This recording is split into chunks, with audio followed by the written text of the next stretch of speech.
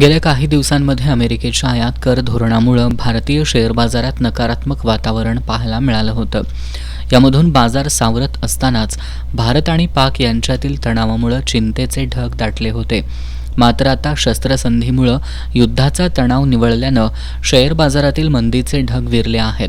शस्त्रसंधीच्या पार्श्वभूमीवर आज भारतीय शेअर बाजारात तेजी पाहायला मिळाली.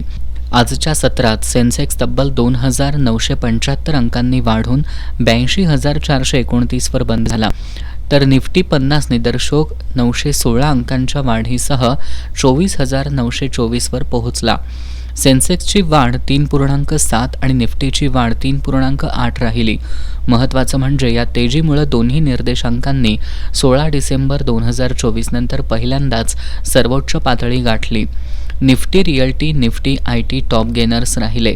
Bharat Pak शस्त्रसंधीनंतर travel booking, hotel, विमान कंपन्यांचे शेअर्समध्ये तेजी दिसून आली. मिड कॅप आणि स्मॉल कॅप शेअर्समध्ये खरेदीचा जोर अधिक राहिला. यामुळं BSE मिड कॅप 3.8 आणि स्मॉल कॅप 4.1% वाढून बंद झाला.